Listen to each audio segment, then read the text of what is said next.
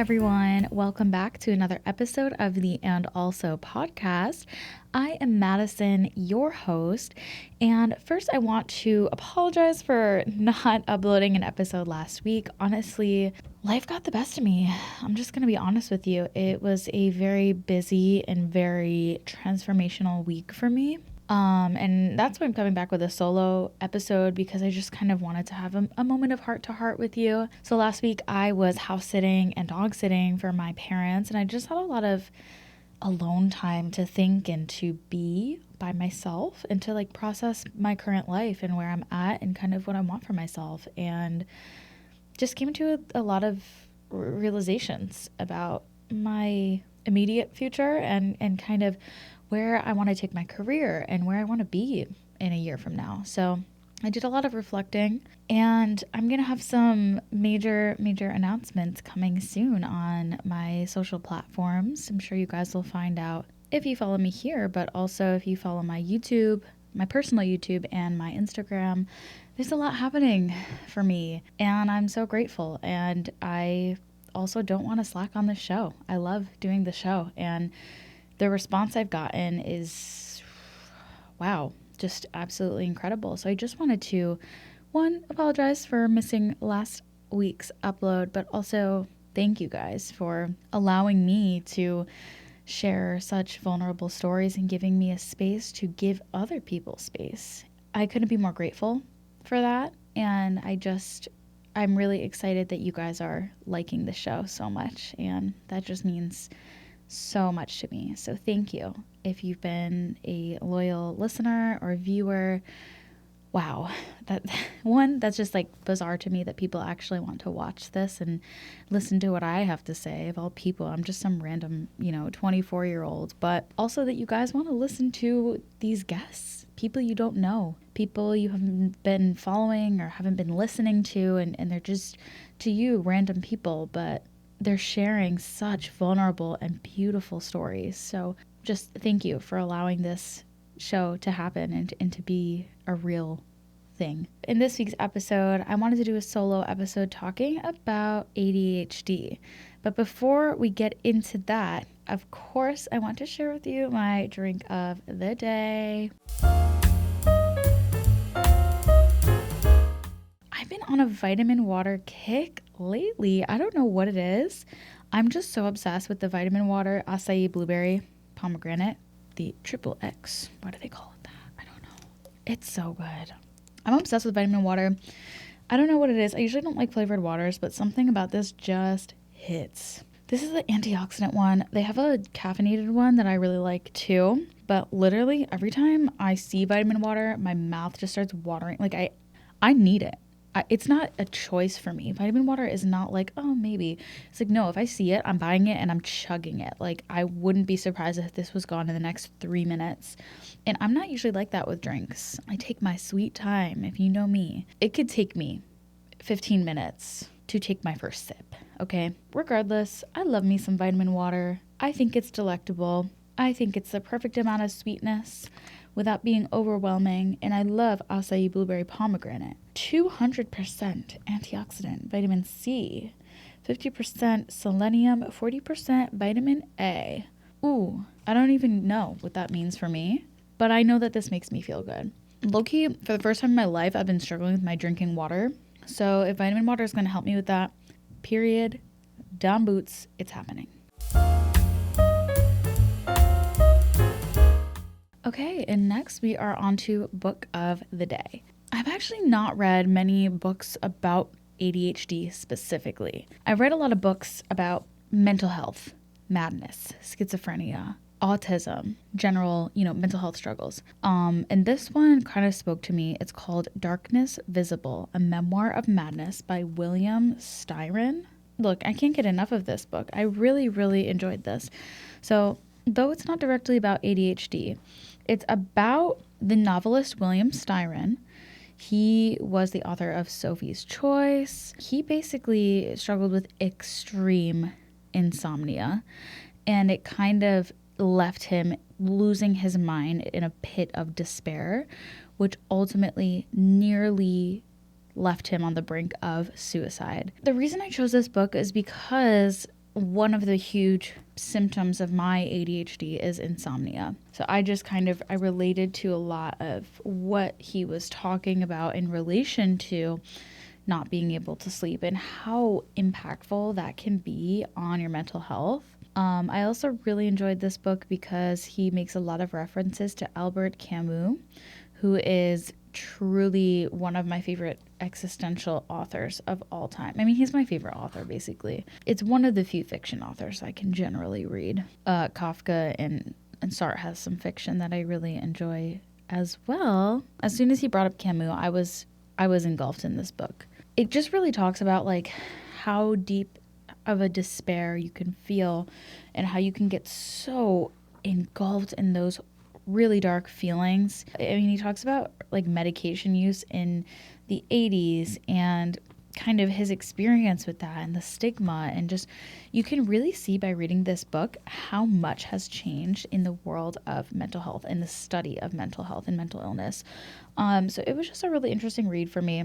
I wound up picking it up kind of shortly after Regis died, when I was collecting any number of books on mental illness, schizophrenia, psychosis, suicide, and all these memoirs that I was able to find. This was one of them, and I just wound up kind of relating to it in a lot of ways, and then getting my ADHD diagnosis really kind of changed my perspective on how I read this book. So this was a really interesting one. It spoke to me, it was important to me at the time, and it helped me kind of understand the world of mental health and the language around it, dating back to the mid 1980s.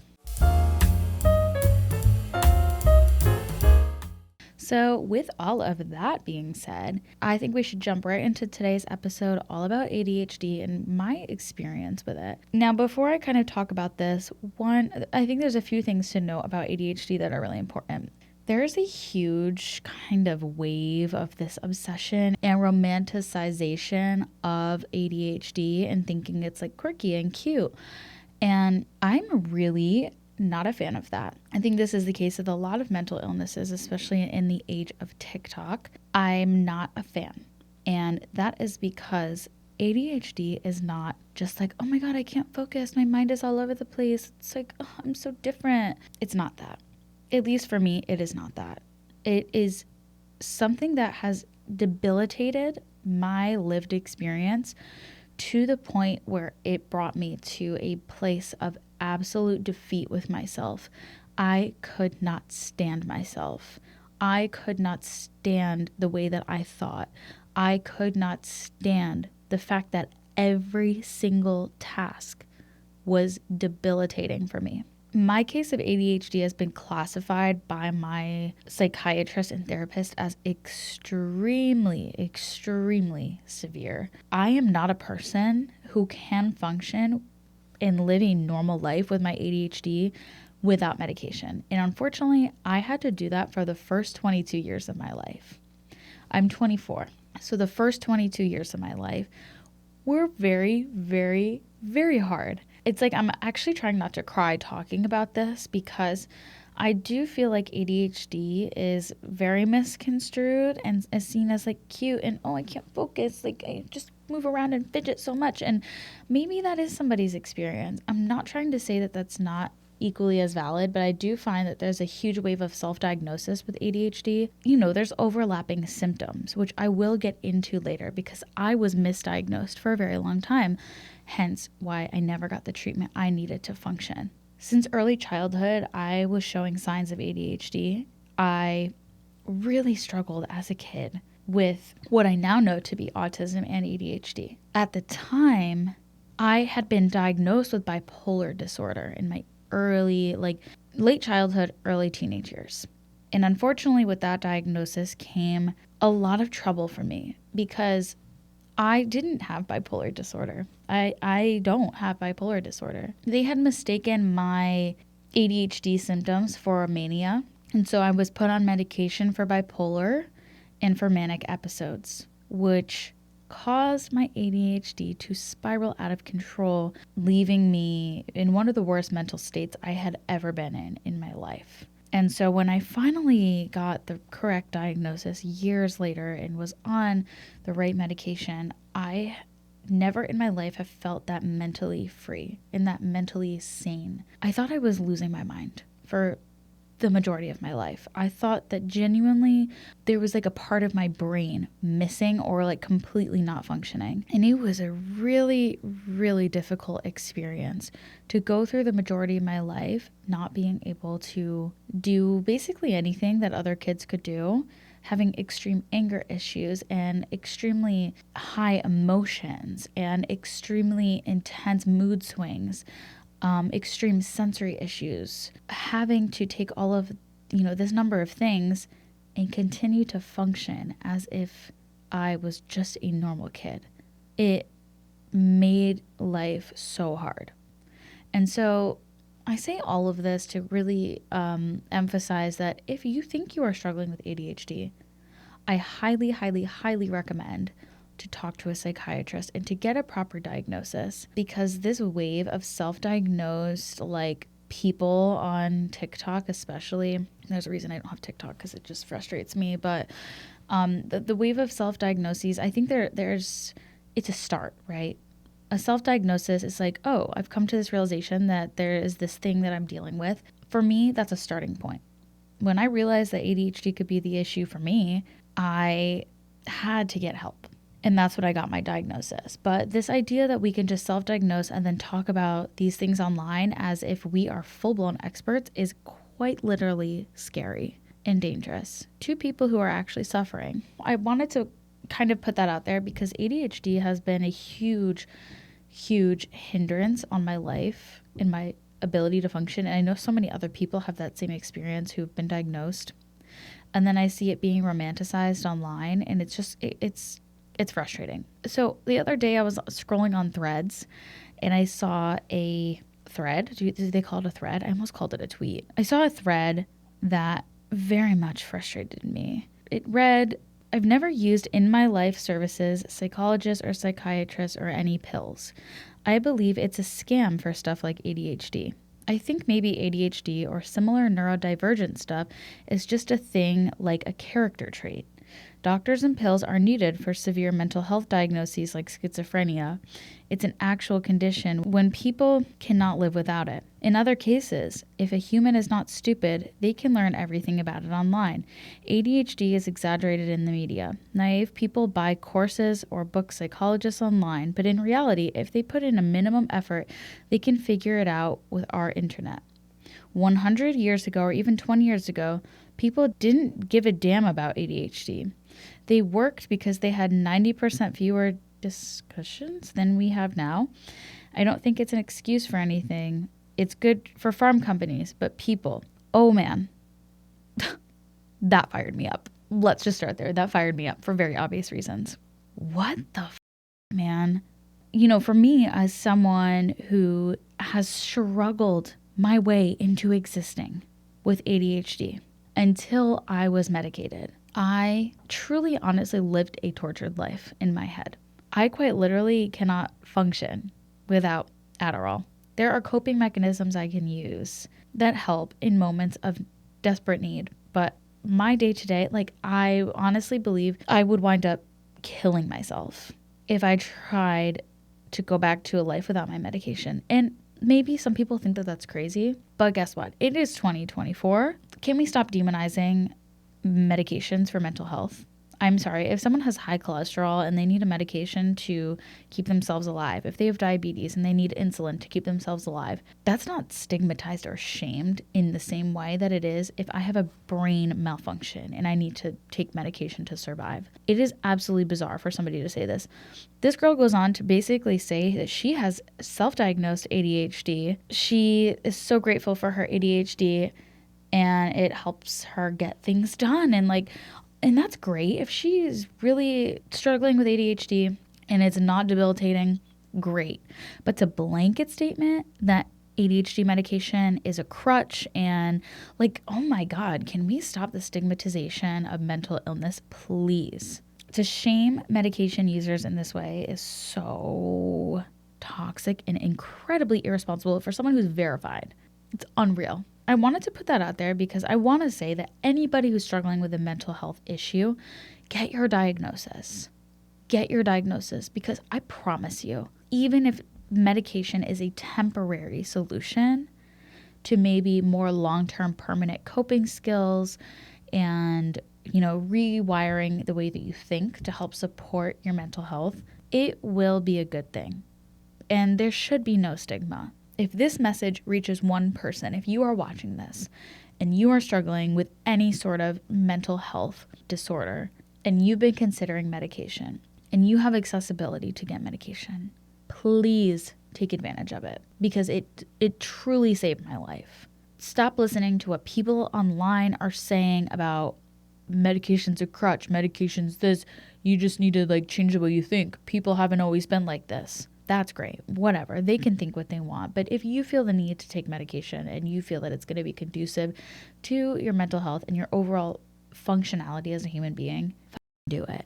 There's a lot of stigma, okay? For one thing, there's a lot of stigma. There's a lot of romanticizing ADHD. There's a lot of it being cute and quirky and, oh my God, I'm all over the place. I'm so silly. And I just want us to be more realistic and realize that this isn't fun. And my experience with it has been so traumatizing and so difficult. So that's really why I wanted to make today's episode, because it's really important for us to talk about things like this and kind of have a better understanding of these lived experiences. So if you don't know, I'm going to read you the definition of ADHD. So ADHD, also known as attention deficit hyperactivity disorder, is a chronic condition that includes attention difficulty, hyperactivity, and impulsiveness. ADHD often begins in childhood and can persist into adulthood. A person with ADHD has differences in brain development and brain activity that affect attention, the ability to sit, and self-control. Inattention, hyperactivity, impulsivity are all present. So some signs of ADHD include the following. And I'm not telling you this so you can diagnose yourself. This is a sounding board. This is a place to start. If you do experience these things, I totally recommend you talking to a doctor.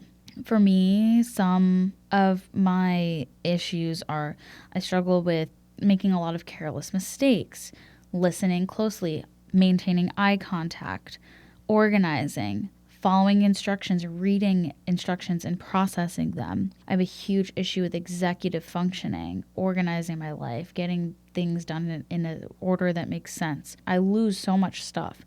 I'm easily distracted by unrelated thoughts. I go on tangents. I have extreme restlessness, difficulty sitting for long periods, difficulty sleeping. I'm constantly moving. Right now, I'm literally pulling out the hairs on my socks. I have to be fidgeting with something at all times.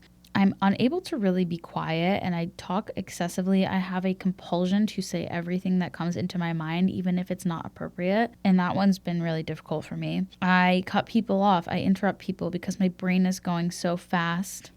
I get extremely overstimulated in any situation. It's very hard for me to listen. It's very hard for me to even read the room. Now, since I have overlaps with autism, that's difficult. Those are my main kind of symptoms. I was diagnosed at 22. In college, I reached a point in my life where I was feeling insane. My brain was going so fast. My sleep patterns were so bad. I was sleeping maybe 45 minutes a night. The amount of tasks I was taking on was unreal. I was burning myself out. I was engaging in unhealthy habits. I was drinking so much caffeine, which was also contributing to that stimulation of my brain. It was to the point where I was unable to hold a normal conversation with somebody, and I was struggling to even communicate with my best friends and my parents. And my need to have control over everything was so intense and so unbearable that any situation that didn't go to plan, I would have a childlike tantrum, like a meltdown. And so I brought it up with my therapist, and she got me scheduled with a psychiatrist where they went through the DSM-5 criteria. I did the test. It was so obvious within the first two questions. I mean, before we even got started just talking to my psychiatrist, she was like, it is blatantly obvious. I was textbook ADHD, and constantly she's like, how did you make it this far? How did you make it this far? How have you been functioning? I felt out of body 24/7. I felt like when I looked in the mirror, I didn't even recognize myself. My inner dialogue was never connected to what was going on around me. I always felt like I was just a brain. I could not connect to my physical self. My brain moved way too fast for anything or anyone around me, and it was just so out of control. So finally got my diagnosis, got my prescription. Adderall was like it instantly worked. So for me, the day that I took it, the first day that I took it, I can't even describe to you what that was like because I felt sane. I felt like I could think about one thought.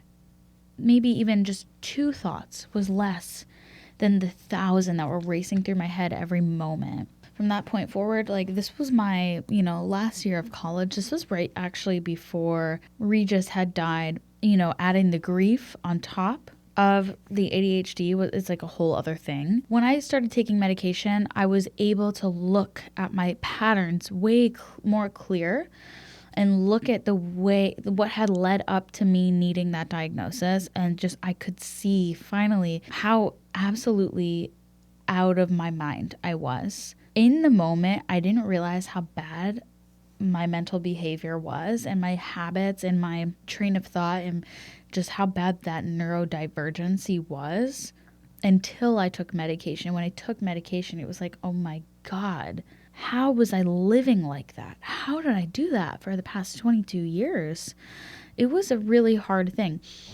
It was hard for me to take the medication because it brought to light the person that I was before medication. And that was a hard thing to face. It was a lot of forgiving myself for the way that I had been to myself for so long. It was dark.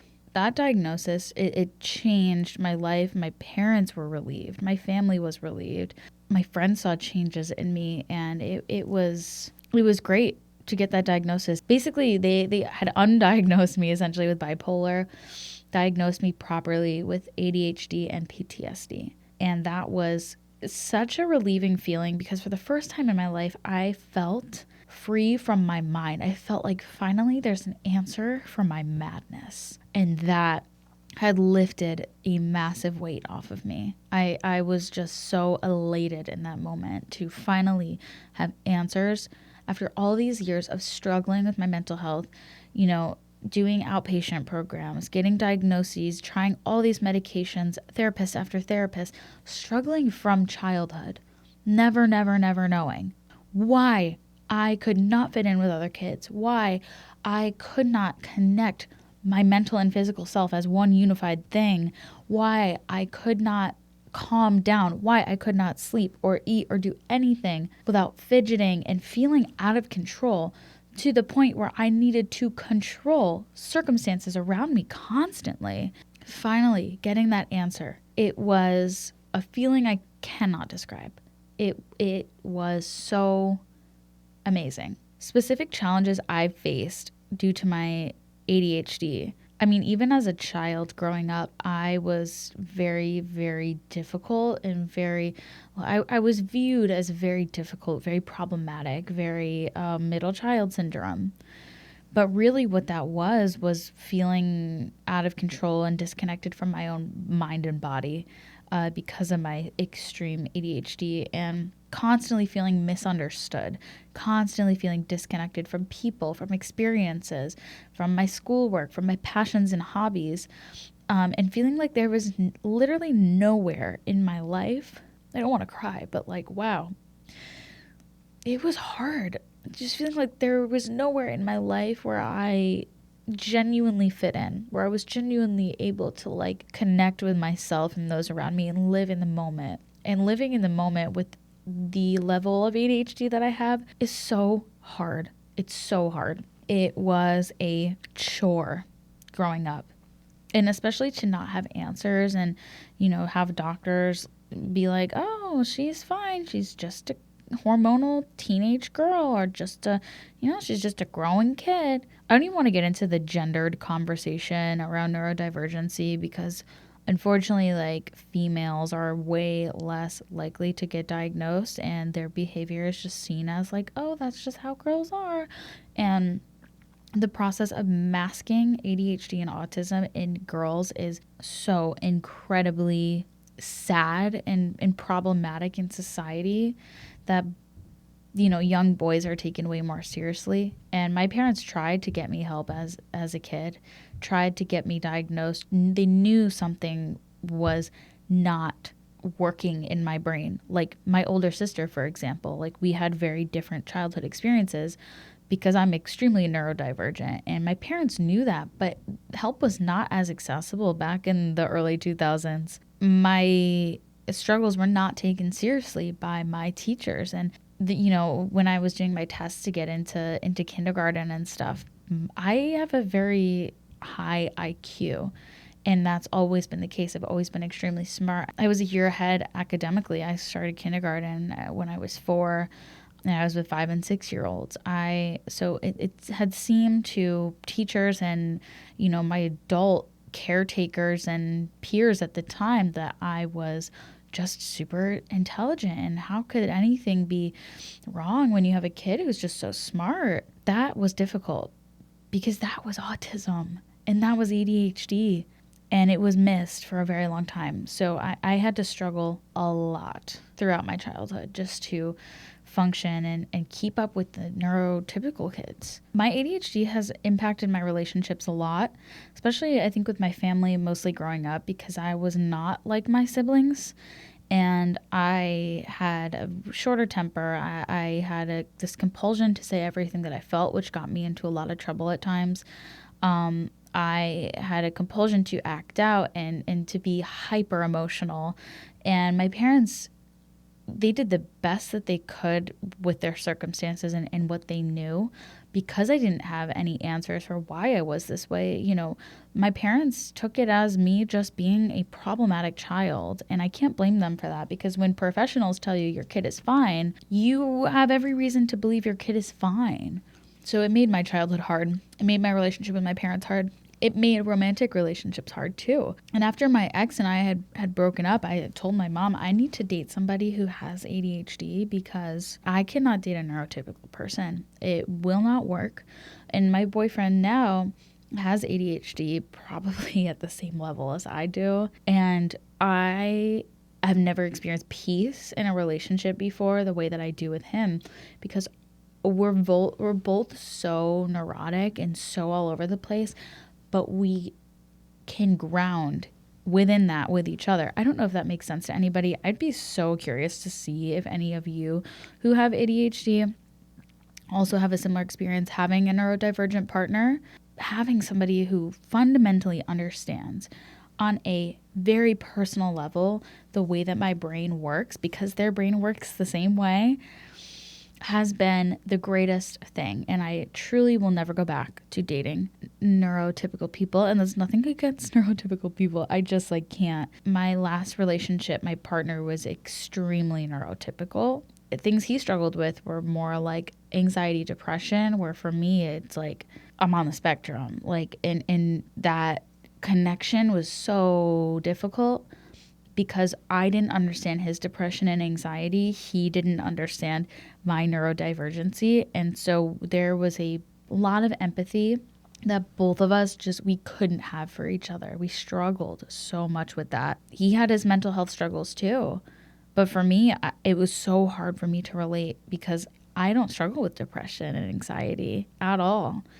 I struggle with literally executive functioning, overworking, overindulging, a hyper attachment to everything. So yeah, relationships have been really complicated for me. Regis had ADHD actually, and I think that is part of why him and I were able to get along so well, because we function at the same pace. We have a similar drive in life. And then dating somebody after that who didn't have ADHD, there's a very different drive, a very different approach to everyday things. Not to say one is better than the other whatsoever. Not what I'm saying. It's just different. It's a different way of functioning that I didn't feel I could connect. But with Jake, that connection is so effortless. So effortless. first time I met him, I mean, we were able to just indulge in conversation, and it was very deep and very real and very fast moving and very engaging. And so that for us has just been something so natural. We both are so passionate. We are both so into the things we talk about. We both have so many hyperfixations that we can share with each other, and it's great. I want to talk about my experiences like leveraging my ADHD for good, and how that can also be very jarring for other people around me. So like my work ethic, for example, and my determination to live life to the very fullest, do any number of things, always be going. I never bed rot. I never really sitting around. I am always doing something. And that's why I feel like I kind of thrive as an entrepreneur more than somebody who works maybe in an office or for a company. Like I need that flexibility, that freedom to do kind of whatever I want to and need to. And that has been an area where I've been able to thrive and leverage my mental illness.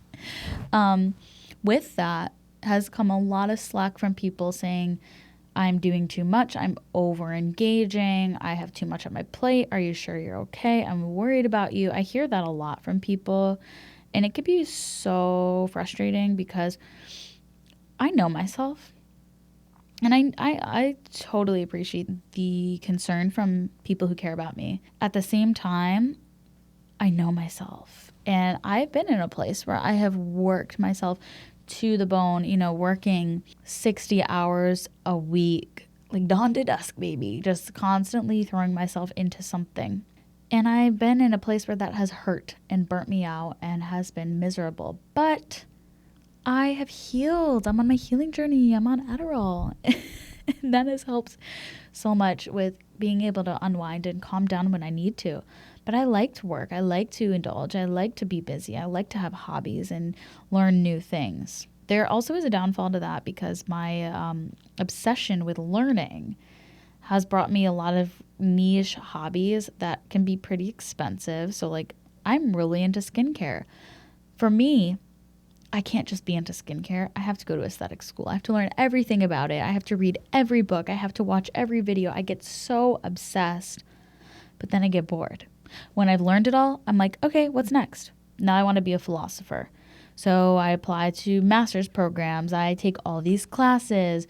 I read every book. I literally purchase hundreds of books, build this library, watch every YouTube video. And then I'm like, okay, I love that. But now what? Oh, now I want to start a skincare brand.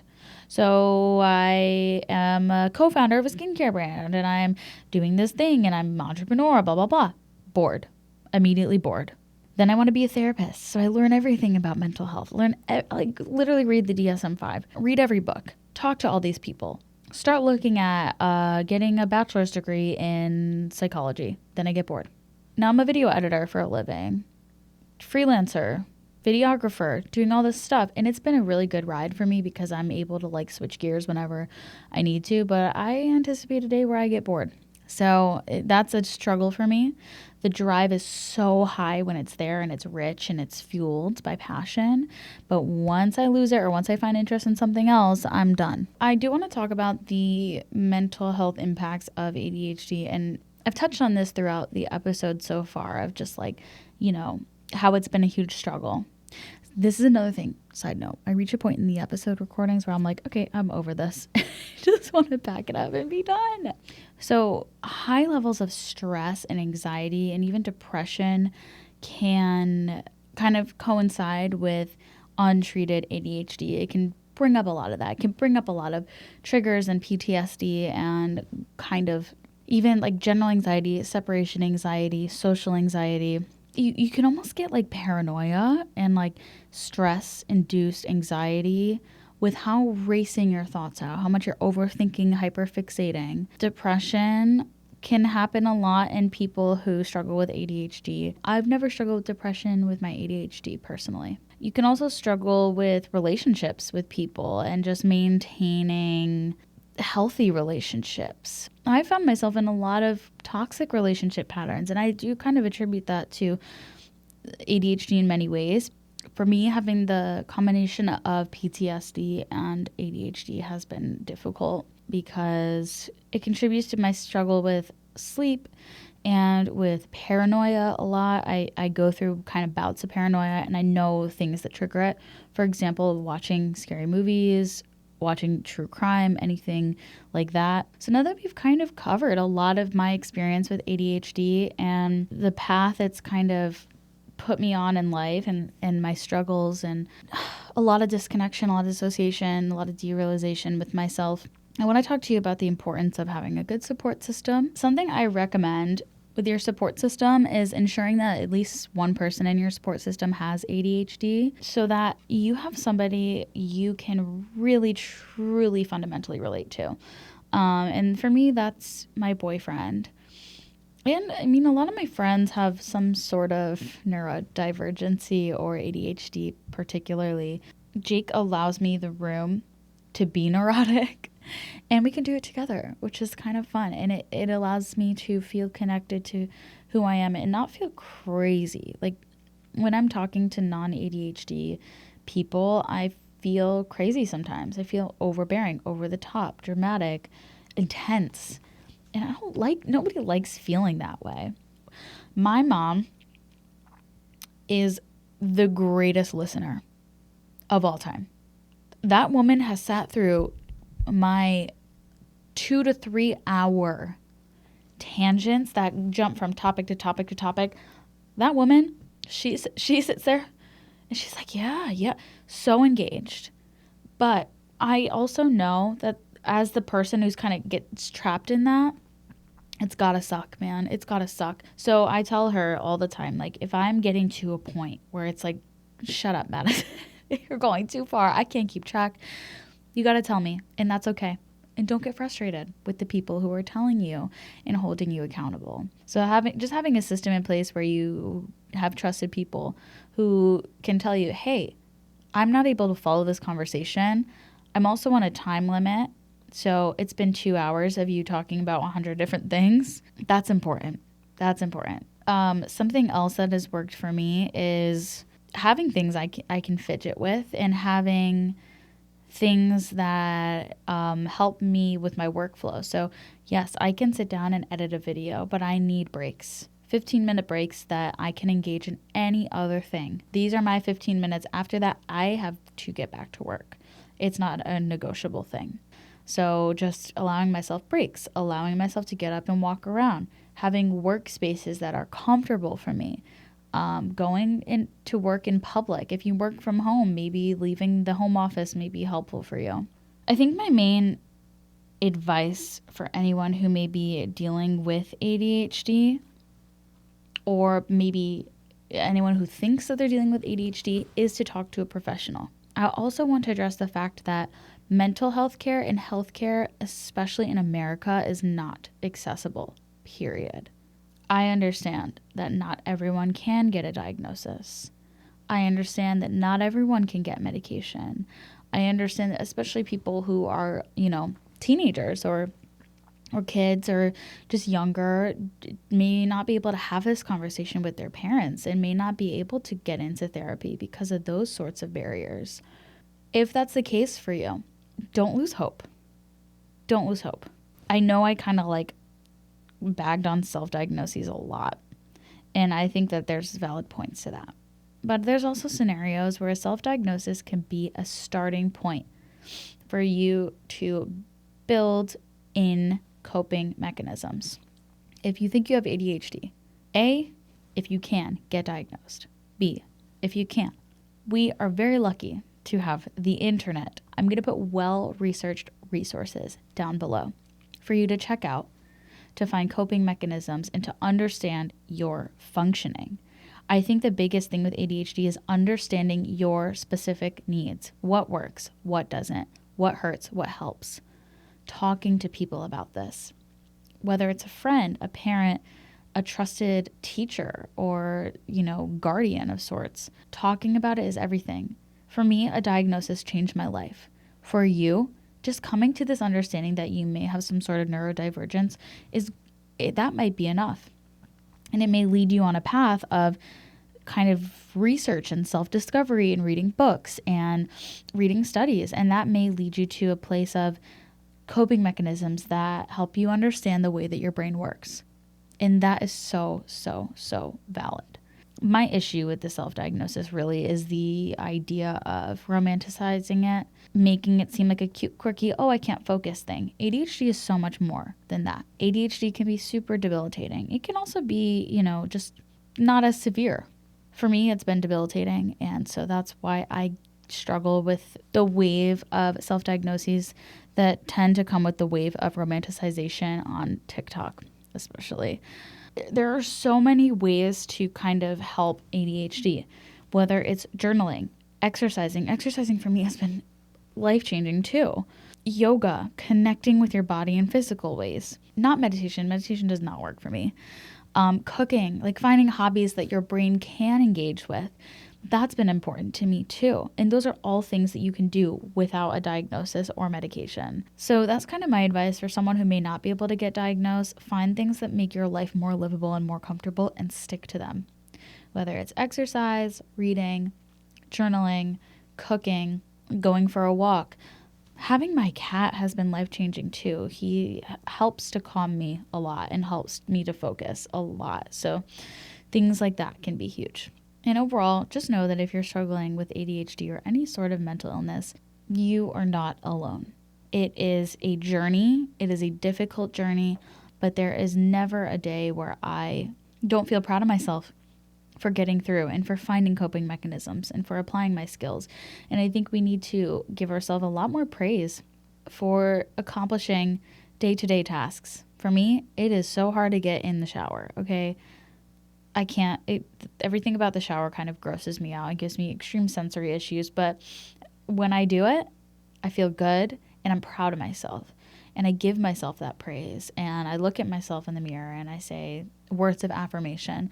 And I think those things are way more important than we make them out to be. So give yourself credit. You deserve it. So this concludes another episode of And Also. I hope this helped you feel seen or helped you just to have a conversation about your own struggles in your day-to-day life. I really hope you enjoyed this episode. If you did and you're watching it on YouTube, make sure you give it a thumbs up and subscribe to the channel. It'd be awesome to hit 100 subscribers, so definitely send this to a friend as well. And leave a comment letting me know your experience with ADHD or any sort of neurodivergence. If you're streaming this on Apple or Spotify, definitely rate the show 5 stars if you enjoyed it and add it to your playlist. Send it to a friend. Of course, I know everyone knows somebody with ADHD in their life that could maybe benefit from hearing these things. Thank you guys again so much for the support and for just being amazing to everyone I've had on the show so far. We have some awesome guests coming up in this new year, and I'm so excited for you guys to see what is in store. I love you all so much. Thank you for listening, and I'll talk to you next week.